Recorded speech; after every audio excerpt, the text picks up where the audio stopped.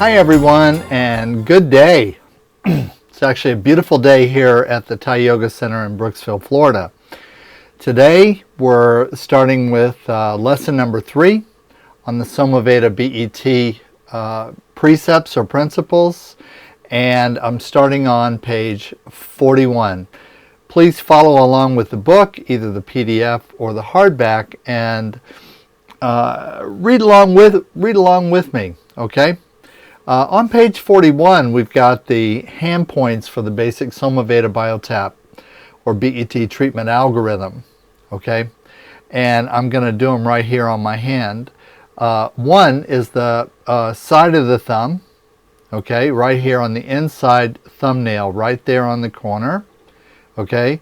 Side of the index finger, side of the middle finger, side of the little finger, or little finger right here, okay, so I skipped a finger, side of the little finger, okay, and the 9 gamut point, which is between the 5th outside and 4th next inside carpal bones of the hand, okay.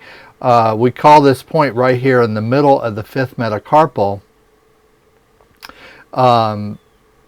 The idea is that we call this the well, first of all, this point here, point number 5 is the 9 gamut point, and point number 6 is called the karate chop point, because when you do the classic shudo or pseudo hand strike in karate, or especially Okinawan karate, this is actually the striking surface of the hand that you use.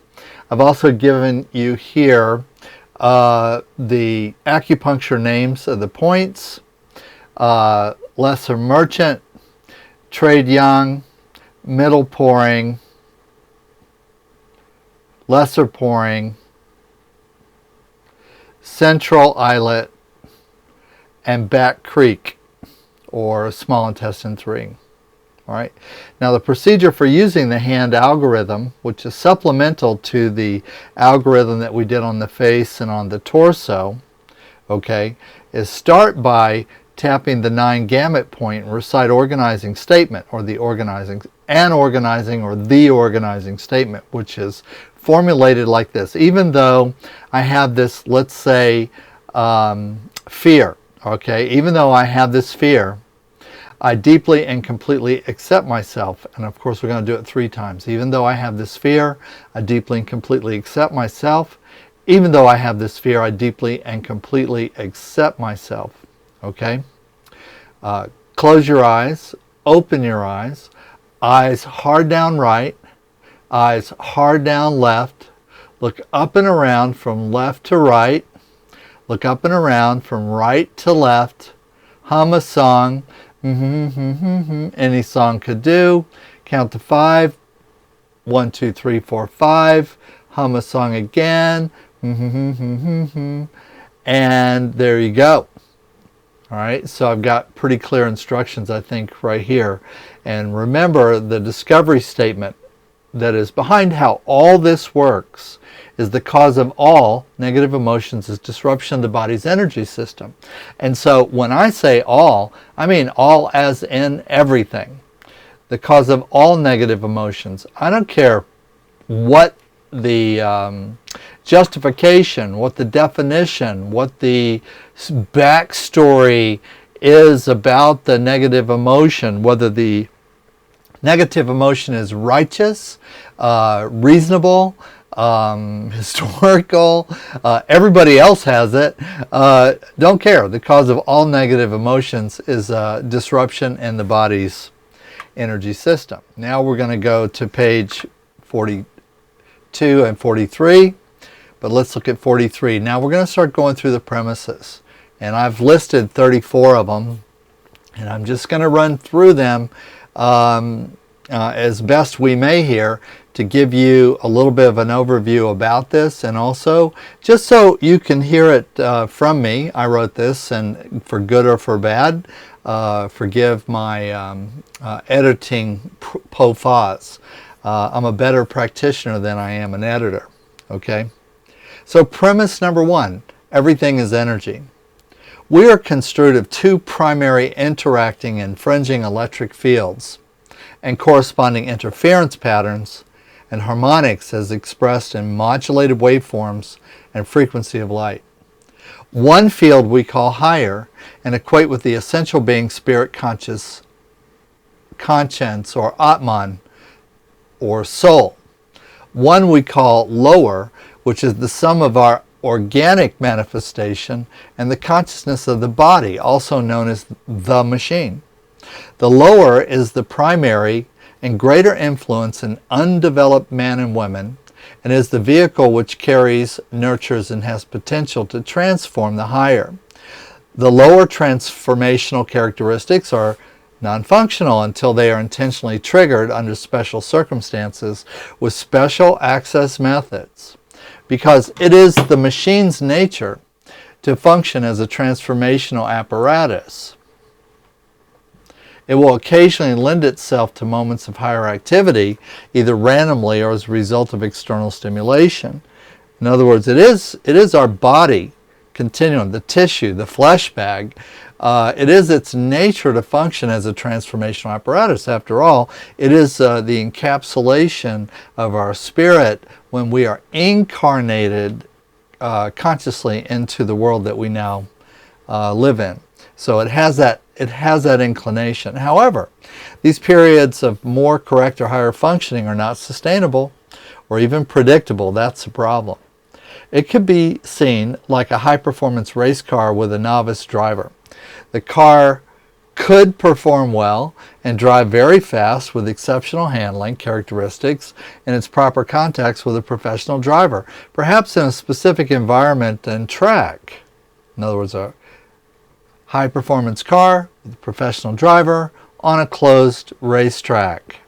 However, under the guidance of a novice, untrained, or inexperienced driver, it barely limps along, occasionally spurting into a faster speed or slamming the brakes on as the driver is overcome with fear, feeling that the vehicle is not really controllable. Such is the relationship of our higher to lower. Further complicated is that our machine is a self-evolving, self-training mechanism with its own limited awareness, completely able to drive without a driver. Okay, completely able to drive without a driver. All right, so our consciousness is energy and is a result of various infringing electrical fields or quantum fields and their interference patterns. And actually, the manifestation of the tissue is also energy because we're made out of cells. And the fundamental constructive material that cells are made from, electrons, neutrons, protons, and so on, is actually energetic. Premise number 2, everything is connected to everything else on some level. So these fields of interacting and infringing electrical energy exist in the wider domain of the greater living field of all living life, or the world. As the Native Americans say, mitakuwas oyasin, meaning we are all related. This is also a restatement of the Hermetic and alchemical statement of as above and so below. We, as energy and consciousness manifesting as a human biological machine, are a representation of the higher and lower cosmologies which form the greater cosmos of our existence. The only difference between our internal energetic, atomic, or quantum mechanisms and those of our solar system is one of scale. The same principle extends to the world of the microcosm and the microscopic to beyond the subatomic. In certain Oriental traditions, Chinese Taoism, for example, the first trigram of the I Ching, or Chinese Book of Changes, is 3 bars representing heaven, man, earth. What's more interesting is that not only do we mirror in function and action the principles of the higher and lower cosmologies, but that it is a two-way. If 2 is virtually infinite, it's a two-way system. That means these cosmos are affected by us as well. Astrological symptoms are either attempts at quantifying the interrelation of these cosmos and fields of influence, or as metaphors for discerning internal relationships and states occurring within us and in our perceptions of our environment. In quantum physics, the idea or mathematical statement that describes this interconnection is called entanglement. Entanglement theory postulates that at the smallest level of matter and energy, literally everything is connected to everything else. So far, all of the ancient systems that I've studied, whether it's Ayurveda, traditional Chinese medicine, Native American medicine, Unani medicine, ancient Greek medicine, Filipino Hilat and Ablan medicine, so on, African medicine, Egyptian medicine, Kemetic medicine, all actually share this presuppositional understanding of the world, of the universe, as above, so below, and that everything on some level is connected to everything else, but not just connected as a passive connection or interconnection, but that greater influencing lesser, and lesser able to influence greater. And also that this process is happening in real time. The fact that we don't see it and can't feel it and really can't maybe even consciously wrap our head around it is inconsequential. It's taking place anyway. Premise number 3. We, you and I, are part of everything. The world exists, our world exists in the context of the greater fields of the solar system and the universe at large. So not only are you and I part of an ecosystem of Gaia, or of the planet, or biological life on the planet, but we are part of the planet's life in the solar system. We are part of the relationship that our planet has with Sol, with the sun, and with the other planets. And as our planet affects the other planets, and as the other planets affect us, we're part of that give and take. We're part of the give and take as our solar system travels through this branch of the Milky Way, and how it is affected by greater fields of energy and stress and consciousness than are contained within our own solar system, and also as our speeding bullet of a solar system is whirring through the Milky Way itself, causing and impacting and influencing other solar systems. Again, whether we are aware of that, whether we can feel that, that's irrelevant. And I want to say this little interjection here about astrology. So whether you believe in astrology or not is really not important. Astrology is the oldest science recorded system that human beings have practiced since the dawn of civilization, and continuously to the present day. My belief is that all astrology systems are actually trying to quantify this premise number 3, that we are 2 and 3, that we are part of everything. And how do the greater things affect us, and how are we part of a two-way system of affecting the greater things in return? And astrology, all the different astrology systems, Thai astrology, Jyotish astrology, Western German astrology, Egyptian astrology, all of these things are trying to quantify this idea of as above and so below. Premise number 4, page 45. Everything affects everything. All of these fields impact and influence one another, causing patterns of influence and distortion. These patterns of overlapping fields cause secondary and tertiary distortions called harmonics and resonance. So, everything that there is that is impacting or affecting, we also would use an engineering term, interfering with anything else, creates a pattern of distortion. And the proper term for these secondary and tertiary distortions are called harmonics and resonance. Premise number 5, we are stress-adaptive electrical biological organisms. This is another way of defining what is a human being. Stress equals energy. Stress adaptation is how we are influenced, distorted, or shaped by the energies and influences we exist in and are part of. Organic tissue is the sum representative of electrical fields with specific frequencies and corresponding harmonics, creating distinctive waveforms.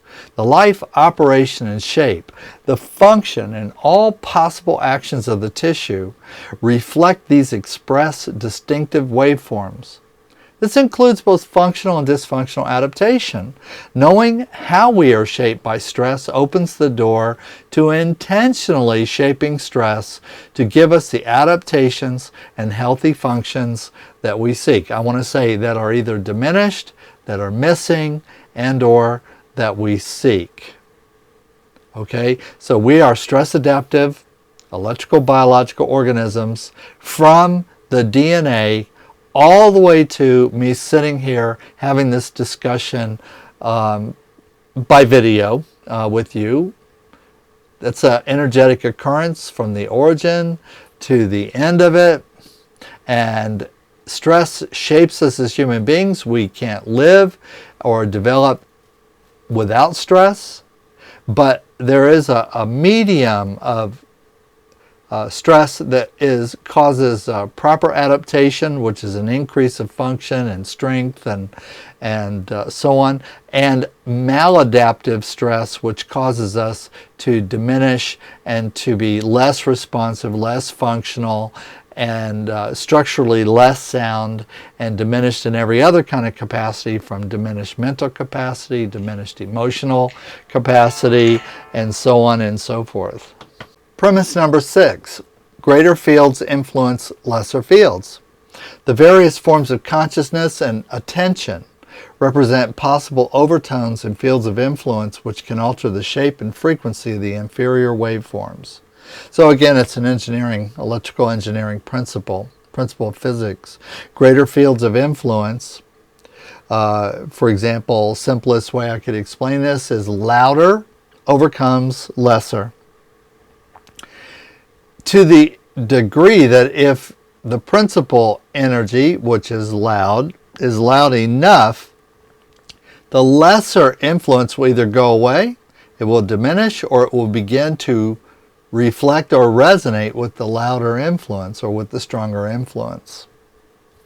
If I throw a small stone in the pond and cause a small ripple, while that ripple is expanding, if I throw a large stone in the pond, it will overcome and overtake, and the smaller waveform, smaller ripple, will actually get in tune with the larger. But it'll still create some harmonics, but the larger wave will overcome and overtake the smaller wave. Premise number 7. The shape and function of the tissue is determined by the waveform it models. So it's not just that the larger wave takes over the smaller wave, but it actually changes the shape. The shape and function of our tissue in the body, and by that I mean muscle, bone, connective tissue, tendon, cartilage, viscera, organs, skin. The actual shape and function of all the tissues in the body are determined by the waveforms that travel through the tissue. The shape and function of the tissue is determined by the waveform it models in local space-time and is a dynamic, changeable equilibrium.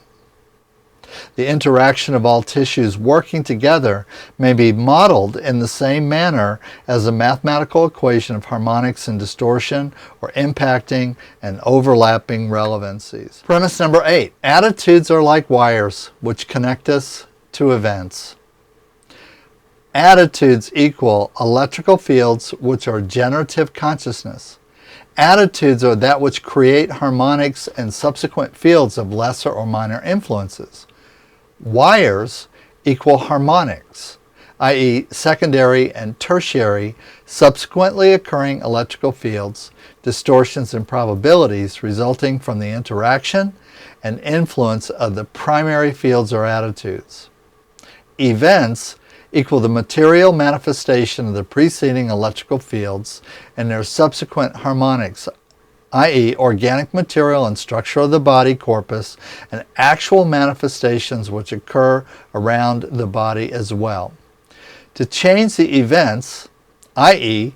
the tissue state and local time and space equilibrium, to which we are subject, that which are the end results subjectively of our own electrical fields and the corresponding distortions, shapes, and functions those fields organize and generate, we must first change our attitudes. We must change the covalence, frequency, amplitude, shape of the fundamental electrical potential and of the associated waveforms and harmonics which these potentials and waveforms represent. Although these fields have a life outside of the perceived limitation of time and space, we can effect fundamental changes in the waveforms with a cause and effect set of intentional impingements on local distortions.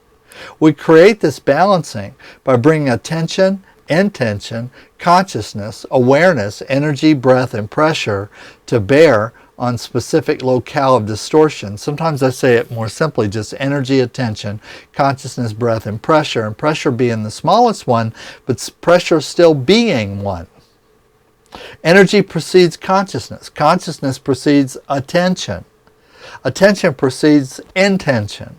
Intention precedes application of discipline and the possible alteration of manifestation according to conscious design. Whether intentional, conscious or not, energy precedes physiology. All right, I'm going to say this one more time. This is super important. Premise number 8 very clearly states one of the really a great sum of justification for all energy-based therapies that involve the physical body, that involve changing waveforms, changing frequencies in real time, distortion of the physical tissue, i.e. tapping or hitting or slapping or what have you, but when coupled with conscious intention, okay, we're changing an attitude. Attitudes have the ability to change the physical structure of the body. Then the last part of this is I'm giving you is a formula for manifestation. So in other words, if your life is not manifesting what you believe it should be, okay? If your life is not manifesting what you believe it should be, there is a formula, there's a way that's been passed down through the ages to work with the natural law, okay, and to create intentional manifestation. Now, in other cultures and other times, they might have called this magic. It's called spiritual healing, psychic healing. It's called healed by the hand of God and chirothesia, and this idea that God doesn't have hands, I do, and when I create an attitude of being a hollow tube that divine spirit can move through, that it will be inclined to move through me and through my hands, and it will create concrete manifestation, changes of reality. Energy precedes consciousness. In other words, everything is energy. Everything always was energy. Everything is energy now. Everything will always be energy. And energy precedes consciousness because consciousness is, if you will, a representative of a distortion of energy patterns. Consciousness precedes attention. Attention is a quality of consciousness. Attention precedes intention. Intention is consciousness focused in a particular direction. Intention precedes application of discipline because this focus itself causes impacting waves of energy to distort reality, which is also creating what we would call a cause and effect, even a karmic response. but intention precedes application of discipline. Discipline, if you will, is the repetition of intention and the possible alteration of manifestation according to conscious design. The result of the application of the discipline is that reality changes, that nature changes to reflect the higher consciousness. Whether this process happens, whether it's intentional or not, we are always creating the reality that we live in. We are unconsciously manifesting attitudes which shape the reality that we live in at all times. The recommendation here and the idea of the teaching of this tapping passed down through the centuries is that we can consciously intervene in our energy life, which is the same thing as saying our conscious life, which is the same thing as saying our intentional life, which is the same thing as saying that we can change the way that we manifest ourselves in physical space in such a way that we're more functional and we're able to operate on a higher level, if you will, or with a more conscious type of life. Premise number 9, every event or occurrence experienced throughout life is recorded or stored. Wow. Every event or occurrence experienced throughout life is recorded or stored as a local distortion of the matrix body-mind continuum based on affinity principle. Affinity principle is basically similar to the law of similars in alchemy and homeopathy. All right, so affinity principle is basically similar to the law of similars in alchemy and homeopathy. Sidebar, we practice homeopathy. It's part of classical Indian naturopathy and Western naturopathic or natural nature cure medicine, and highly recommended for you to either do that within our program at the college, SomaVeda College of Natural Medicine, or research it on your own.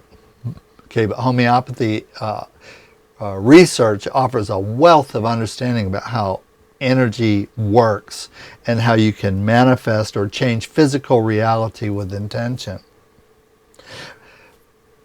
Like attracts like. Memory stored as a local distortion fields attracts similar occurrences and layers them in specific locale according to similarity or perception of similarity. Layers them in specific locale. Fancy words for puts them in the tissue right here. Puts them in the tissue right here. Puts them in the tissue right here. In other words, physically stored in a specific location in the physical tissue, and anywhere from superficial to deep in the bone. Every subsequent or similar event or occurrence is stored in the same way, in the same place, regardless of whether the events or occurrences were actually the same. These points may accumulate layers of energy, overlapping but slightly dissimilar waveforms, virtually without limitation, and these specific locale may be measured inferentially as areas of high neurologic and electrical activity. Let me say that again, because this is important. How do we know what points to tap? How do we know what points to put a needle in? How do we know? Is it just a sore spot?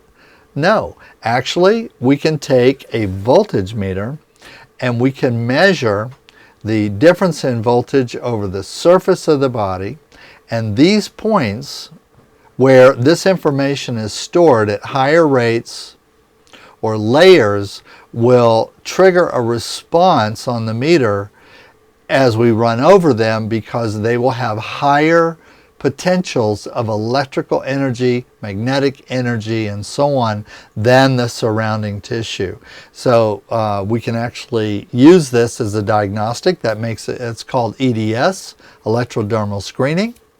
Okay, but such as the distortions are so specific and built up in such an obvious spot that we can actually measure them objectively with a scientific instrument. The cumulative effect of these aggregates of overlapping distortion wave fields, memories and impressions may be taken as an example of karma. Karma, the law of independent origination, cause and effect, etc., is literally every trauma, everything that we experience in our life, emotionally, mentally, physically, that especially in the moment, that we're not able to deal with, that we're not able to resolve, that we're not able to cognitively handle or wrap our head around, is stored for future reference as a memory, if you will. That memory is stored in the tissue. What's the medium for the storage of that information? Well, it's the crystalline matrix, the fluid crystalline matrix of the electrical magnetic environment created by the tissue. In other words, it's stored in the silica of the crystalline matrix. And sidebar on computer memory storage, some of the most promising, highest capacity memory apparatus is currently being researched at major engineering universities around the world is using a silica fluid solution, which is very similar to the interstitial fluid of the human body. How about that?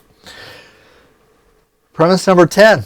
It takes energy to store and preserve information. Okay, so this energy is not just passively stored there. It is incidentally stored as a result of trauma, especially. Okay? However, once stored there, it takes energy both to store it and to preserve that information. It takes energy to store and preserve these referenced local distortion fields. More distortion or overlapping, disharmonic, negative, maladaptive, disruptive waveforms in a specific location require more energy. Fewer overlapping distortion wave fields in a specific locale equal more energy available to the machine. And remember, energy is information. Okay?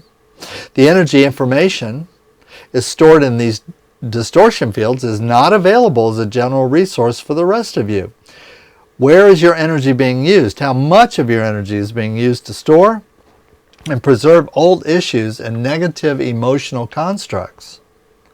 How much information about yourself is not available because it is tied up, allocated energetically to maintaining these distortion fields? Information is just another word for energy. The truth will set you free. Truth is information. Information is energy. Energy will set you free, but not just any kind of energy.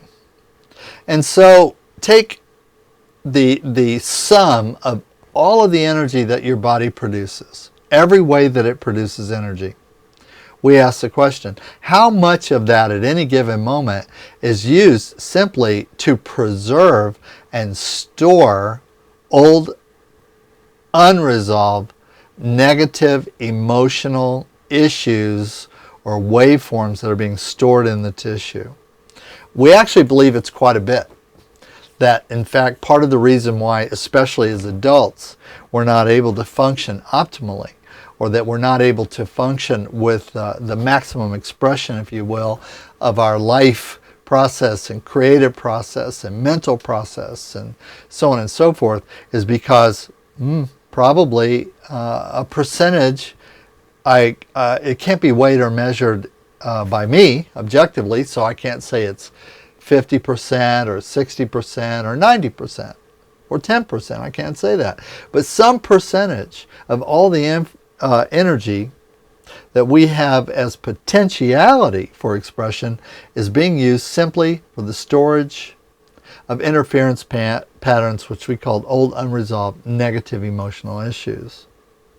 And if we could reset that, if we could reduce those points of high neurologic activity, also sometimes called trigger points, okay, we would have more energy available in the system, we would have more information available in the system, and however much that was, that would be an improvement in our function and our expression of life and the expression of life force in our life. All right, premise number 11, it takes energy to make energy. By reducing disequilibriums, as represented by the distortion and accumulative wave patterns or aggregates, energy, whether it's electrical, magnetic, or plasma, is returned to the use and allocation of the machine. It is returned to the greater field, the magnum energeticum, to the one. This strengthens and amplifies the greater fields, helping to increase its overriding, generative and controlling action. Less distortion in the general field means stronger resonance and primary manifestation of the superconsciousness seeking to manifest. I know, it's a complicated way of saying there can only be one, but we are many. One of the ways that we are fractured and disparate and that we are quote-unquote many, and where we are suffering from continuous massive energy loss all the time, is because of these disequilibriums and distortions which have accumulated in the tissue. We can return this energy back to access for the whole system. We can use this energy to restore dynamic equilibrium of the whole system. It takes energy to make energy. Actually, this is a misstatement. What I mean is that we do not actually create energy because that's not possible. Physically, that's not possible. What we do is affect, manage, transform, and change the state of energy within us. Let me say that again. What we do is affect, manage, transform, and change the state of energy that already exists within us. In other words, we tune it or we balance it. We have a finite quantity of energy available to us in various forms at any given time. Infinite energy is latent. Finite energy is reality of what is accessible to us. Finite means that in some way it's limited. That's what it means. Our energy reserve has been up to this point allocated in an unconscious and mechanical or formatory fashion, as dictated by biological and situational necessity. Our energy reserve has been allocated in an unconscious and mechanical or formatory fashion because we don't really have a conscious understanding that as conscious beings, that we are able to change the way energy is allocated within our system. Up to this point, all that allocation is unconscious and mechanical. It's situational. It's according to events, accident, trauma. We might have the illusion that we are in charge of manifesting our energy, but as long as we are dominated by old unresolved negative emotional issues, areas of high neurologic activity, trigger points, and so on and so forth, well, that energy is not available to us. The goal is now to create conditions whereby a thoughtful individual may reallocate these energy reserves toward more balanced and productive use. When I am tapping, when I am bringing conscious energy, intention, direction, and discipline to resolving these areas of old, unresolved negative emotional energy, I am reallocating energy for my whole system, and eventually that's going to have a pretty dramatic impact on how I feel and how I think and how I relate to the world. A little sidebar here about the old unresolved negative emotional issues. Tapping on them, reallocating the trapped and stored energy that they represent, does not make the event or the trauma that caused them to be trapped in the tissue to not have happened. History is still history. What happened to us that we could not resolve in the past still happened to us in the way that it happened. What it does, though, is by changing, if you will, the polarity of our relationship to those past events, it changes the way that we relate to them and gives that energy that was being used to store them, since no longer necessary, back to the magnum energeticum, or back to the major system. Premise number 12. Negative interference patterns are not real. Not real in the sense of being original or fundamental causes of disruptions. The negative minor wave interference patterns are essentially symptoms of other, more basic disruptions of the body's energy system. They are negative and have no real life or generative capacity above what they steal or poach or divert from the primary. Okay, let's use harbor porpoises as a metaphor for this principle. Harbor porpoise. You guys know what a dolphin or porpoise is. Maybe you've seen them. We see them all the time here in the Gulf.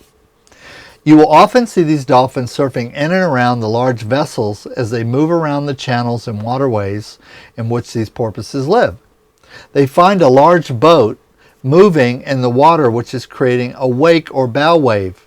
Okay, so the boat is actually creating a distortion field. The waveform that's evidence of that distortion field creates what we call a wake or a bow wave. The dolphins sense this and opportunistically present themselves to the bow wave of the vessel, the low pressure area of the wave, where they are picked up and pushed forward.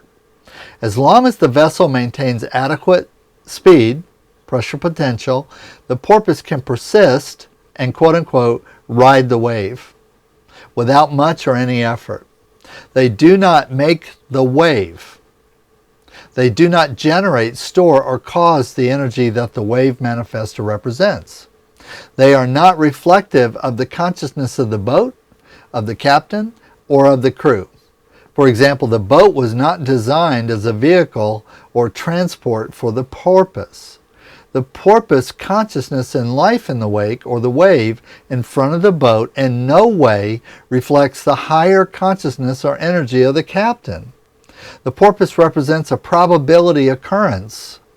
In this example, the porpoise are basically harmless probabilities occurring in the life and function of the vessel. They represent little in the way of danger or disturbance for the mission, function, and purpose of the life of the vessel and crew.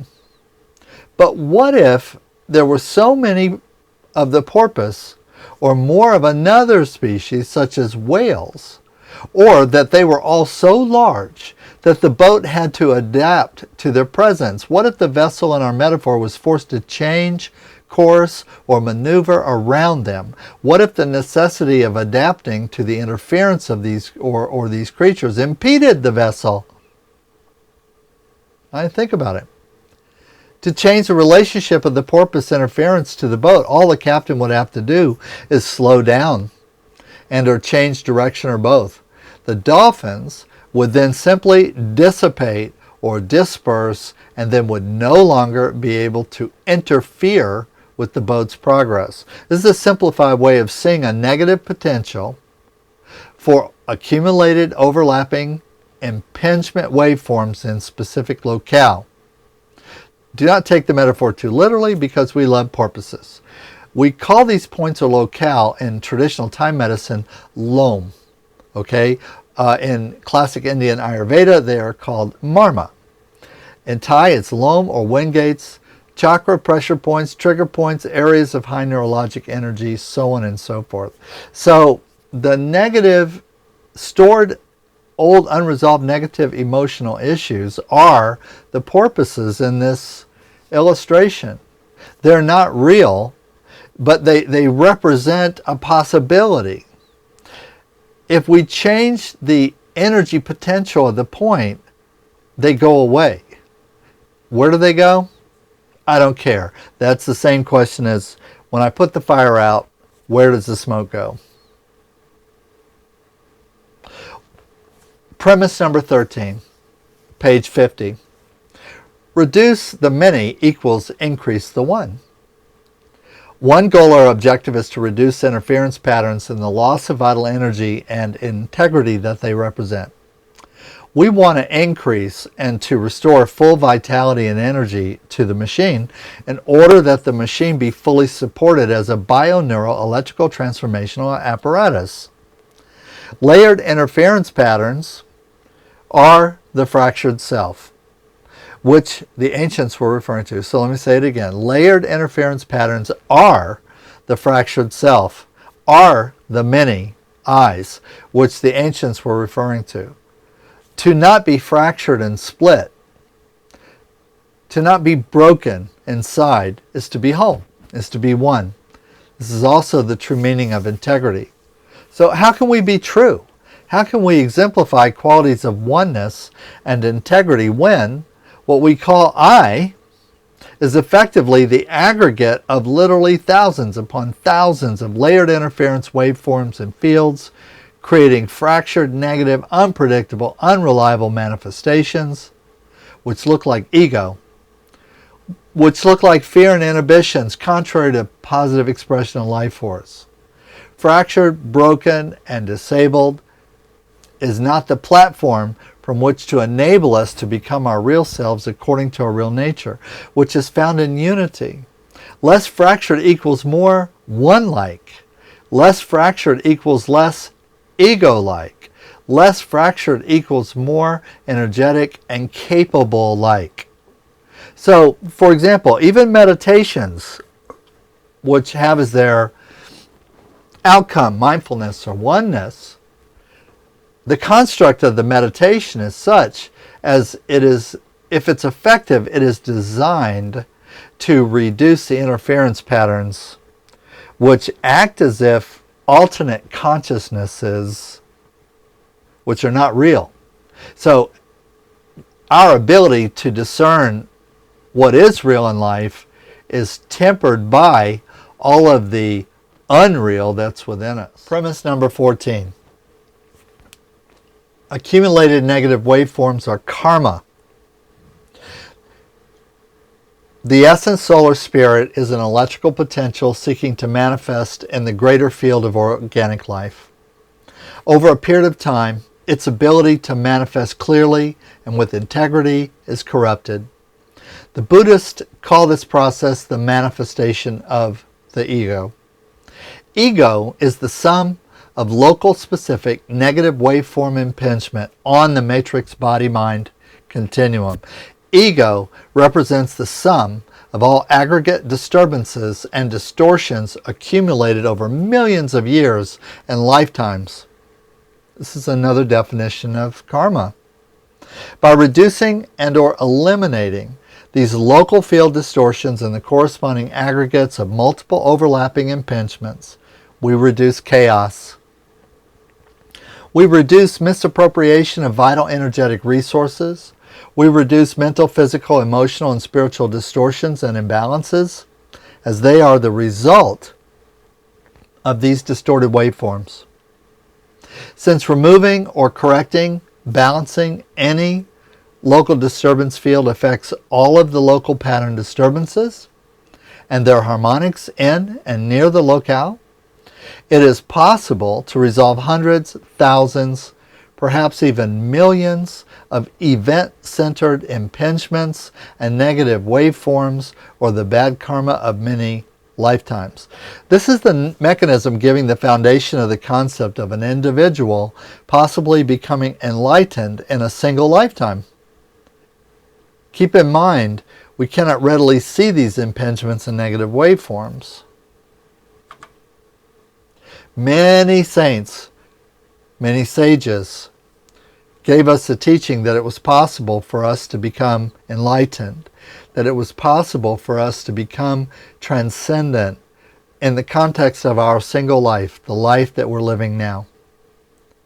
In my opinion, resolving these old waveform distortion patterns, bring energy, consciousness, attention, breath, and pressure to them in a conscious way, is one of the keys to transformation, is one of the keys to enlightenment, is one of the keys to transfiguration.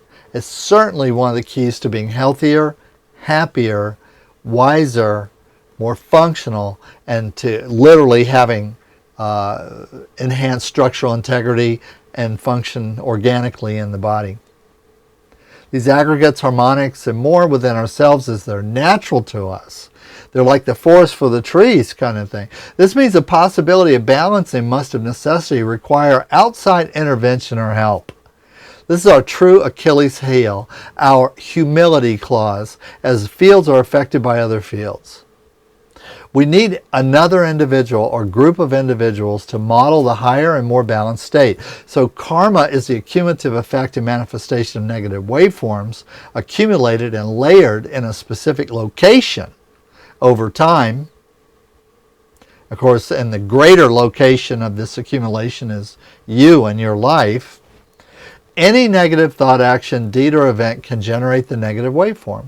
As we said before, the field of the waveforms cluster or accumulate in specific locale based on affinity principle. Reduction or elimination of the bad karma for a long, complex path of life in a sleeping machine is perhaps not possible. However, it is possible to correct, balance, and undo the karma of specific identifiable locale or points. Balancing even one point or the issue it represents affects the whole in a positive way. However, in the short term, balancing can look odd, as even a positive push into equilibrium and less disruptive waveforms is unsettling to the machine. Even therapy and correction is stressful. This is why we need help, guidance, and support, outside intervention or interference from knowledgeable persons to work through the unsteady periods toward real stability and progress.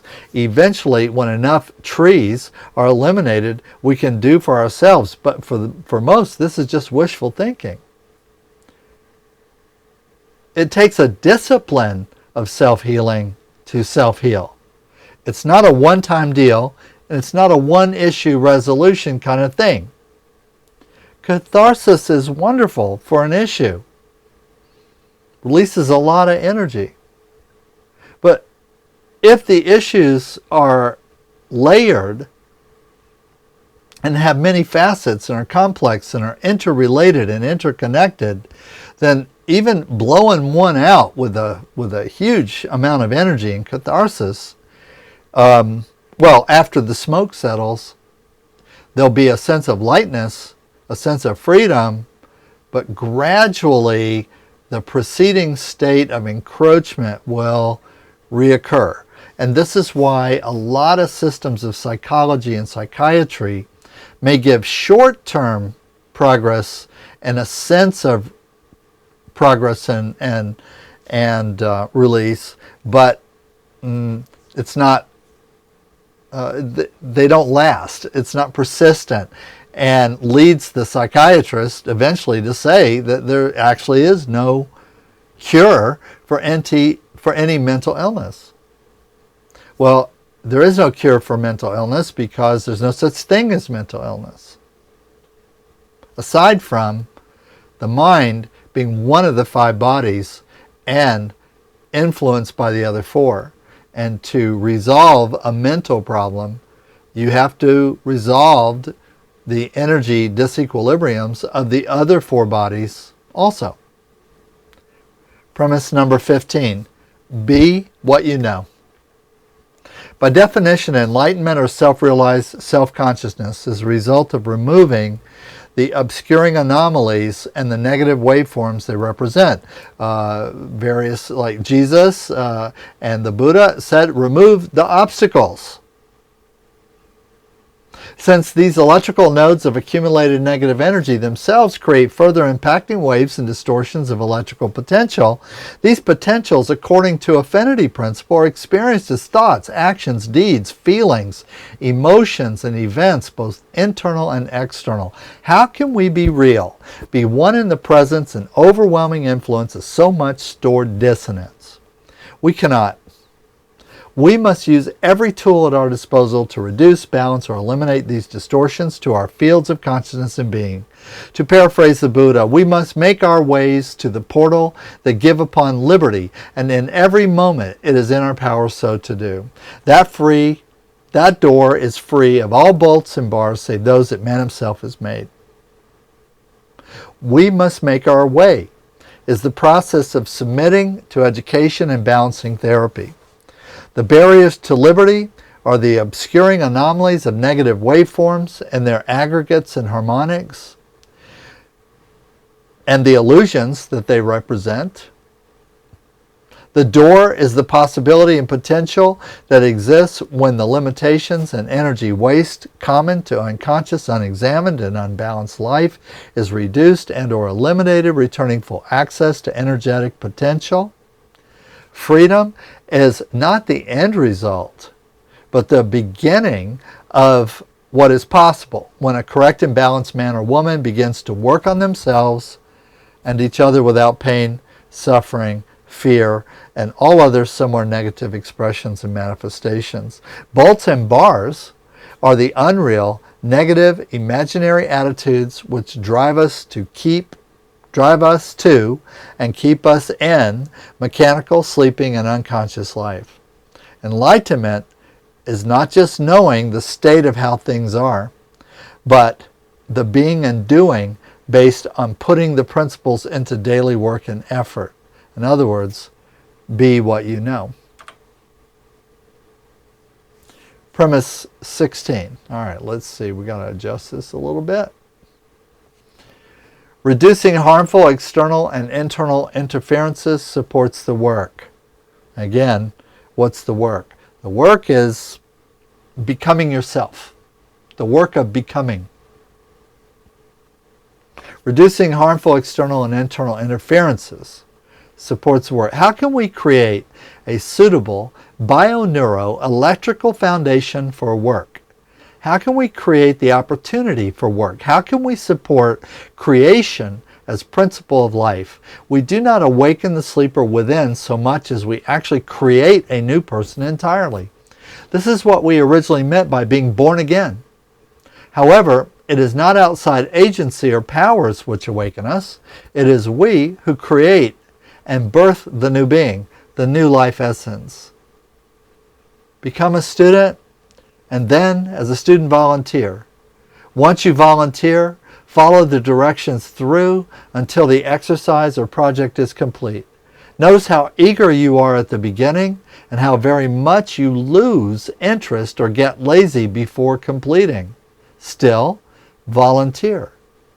To be a student means to be always ready to volunteer and follow directions.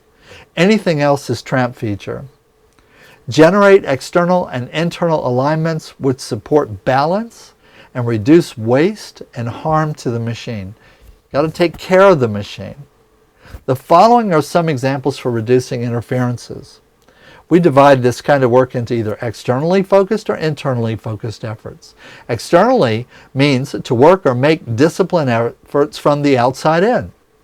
This covers externally focused self-work. Working from the outside in includes doing point work and hands-on. Show humility by receiving conversation, even if not entirely comfortable, but with intention. If entirely comfortable, try not to fall asleep. Observe your machine. Observe yourself when receiving work and therapy. However, observe without judgment and associative thinking as much as possible.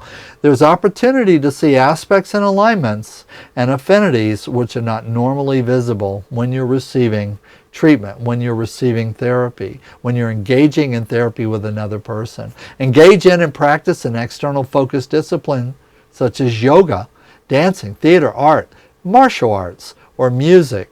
I practice Krabi Krabang. I practice Kali and Arnis de Mano. I practice Li Jun Fan and Bruce Lee fighting methodology. I practice kickboxing. I practice a variety of martial arts, and these are part of my external focus of discipline. But yours could simply be to learn and play a musical instrument, for example. Everybody should play a musical instrument. I'm a percussionist. I play drums.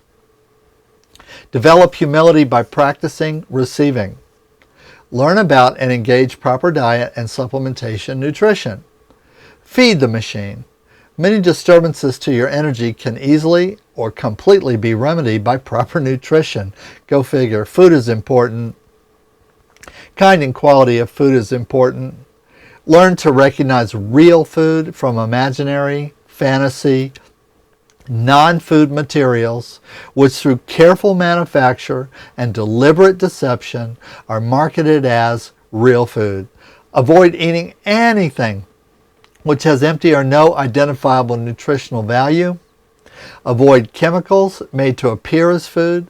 Avoid genetically modified or hybrid almost foods, what we call frankenfoods, as the machine does not recognize these things and reacts to them as intrusive events, creating wave patterns which look like allergies and weaknesses, and I want to add to that deficient immune system and outright disease. But also, pay attention here. The machine does not recognize these things. Why? Because the machine is a machine. Because the machine is not conscious. Our body is not conscious. It doesn't identify and recognize these substances as being fake food or not food. In fact, it can get really attached to them. A primarily plant-based diet reduces the possibility and severity of the many diet and or nutritionally related diseases and disorders. Maintaining a plant-based diet on a daily basis is the easiest and most direct way to stimulate and support your immune system, especially important right now. It will likely reduce foodborne toxins, chemicals, plasticides, xenoestrogen, hormones, pesticides, harmful bacteria, harmful virus, which would otherwise be typical in a meat-based diet. This kind of diet supports optimal weight, blood pressure, and metabolism for all life activities. It invigorates and will increase sexual vitality as well in both men and women. And just as a sidebar here, the origin of coronavirus species is in meat diet, and that is the primary vehicle of animal-human cross-transference of corona-type viruses is actually in the animal foods, animal marketing system. A plant-based diet reduces stress for the individual, the community, and the world. I mean, think about it. Meat production causes everything from the development and spread of diseases to deforestation, and it contributes to global warming. It supports wholesale mistreatment and abuse of both animals and ecosystems, all of which eventually come back to cause individual stress. Good nutrition reduces harm from inside and outside. Simply reducing the short and long-term effects of poor nutrition will allow you more energy and a better platform from which to work on perhaps more important issues, your inner issues. Consider toxicity and deficiency. Try to reduce environmental interference to the machine. This includes what the Chinese call external pernicious influences in traditional Chinese medicine. These harmful or disruptive influences can be organic, such as bacteria and viruses, pests, and harmful organisms such as amoeba, liver flukes, and worms. They can be elemental too, as too much of any natural force, such as sun, wind, cold, water. They can be man-made chemicals and pesticides as well as radiative. Both nuclear waste and byproducts to ELF and EMF radiation. Now we're talking about 4G, 5G, contributing to immune insufficiency and depression, contributing to the widespread of contagious disease. Extremely low frequency, such as sanguine or military over-the-horizon radar, microwave and electrical interference from high voltage power lines, and other more mundane producers of electrical radiation, such as cell phones. Sidebar here, I wrote this originally in 2010. I've been teaching about the dangers of external influences, including bacteria and virus, including radiation, including ELF, EMF, extremely low frequency radiation such as sanguine or military radar, microwave, and electrical interference from high voltage. For, what we're calling microwave as 4G, 5G, and electrical radiation such as cell phones, again relating back to 4G, 5G. I've been teaching this since 2010. I hope you guys are finally getting it. Spend time working outdoors in a natural environment. The unpolluted, oxygen-enriched environment is not only less toxic to your machine, it is stimulating to all of the centers. Working closely to the ground exposes you to the Earth's background magnetic field, one of the greater fields we're always seeking equilibrium with naturally. The magnetic field, this magnetic field, the Earth's magnetic field, is in itself balancing and has a tendency to reduce stress internally and externally. Of course, don't overwork and avoid overexposure. There is such a thing as overexposure to the natural elements. Okay, and I'm going to end right here with just a reference to what we're now calling earthing and grounding. If you cannot get outside, if you can't get your bare foot into the dirty ground, if you can't get out your bare hands into the garden, then you can use a modern technology called grounding sheets and blankets that are grounded to either to the earth directly through a cord and a grounding pole, like a steel or copper pole driven into the dirt, or into the grounded electrical circuitry of your house or of a house or building. I use this technology. I use it every day. I sleep on a grounding blanket at night, and I've noticed some real big shifts in some things that it seemed to have stagnated for a while, that I was trying to make progress on, that have to do with some old back pain and some other issues that I have. All right, so this is going to be the end of lesson number 3 on bottom of page 56. Lesson number 4, I'm going to start on the bottom of 56 with keep hydrated, and 57, and we'll make as much progress as we can in lesson number 4. So thank you so much for being with me today. God bless. May you be filled with peace and light and a perfectly stress-free, pain-free existence based on your self-work and enlightenment and power that you're able to express as you make progress working on yourself. That's my affirmation for you today.